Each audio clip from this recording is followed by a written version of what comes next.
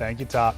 In the meantime, we're following some breaking news in the Capitol riot court cases. A judge just handed down the longest sentence in a January 6th case. Guy Reffitt has been sentenced to 7 years and 3 months in federal prison, along with 3 years of supervised release. Reffitt, you might remember, is a member of the far-right militia group, the Texas 3 Percenters.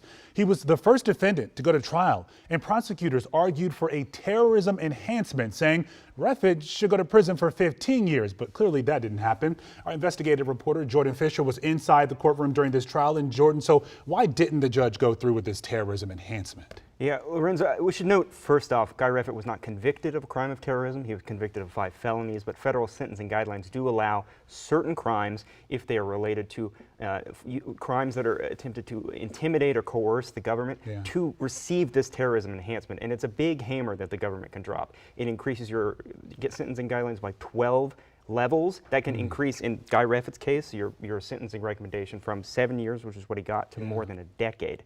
The reason she didn't apply that is because she was looking at other sentences that defendants have received, and she said even those who had serious offenses like assaulting police, like making very serious threats against other, like lawmakers, did not, the DOJ didn't ask for this. And she specifically called out Mark Ponder, the D.C. man who was sentenced last week for assaulting police, where they didn't ask for it. All right, so what about Reffitt's family, the personal side of this? You know, this case sticks out to me because it was one of the early ones, but also his own son testified against him. Were they in the courtroom at all today?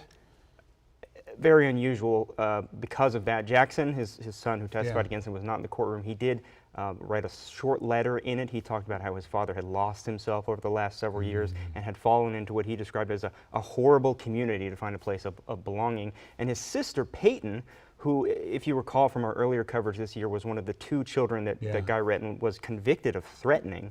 Peyton was in court today. She gave a statement. She said that she wanted the judge to understand that she didn't see her father as the leader of the mob. She said it wasn't her father's name on the flags the rioters were carrying. It was another man's name. And she didn't name former President Trump, but obviously that's what she was saying. Right. All right, last question for you. How do you see this affecting other sentencings going forward? The big thing is prosecutors have forecasted now that they have this terrorism enhancement they can ask for. They're willing to ask for it, and they suggested in court today they are going to ask for it in other cases going forward. Of course, they have the multi-defendant, very serious sedition cases that are scheduled to come to trial later this year.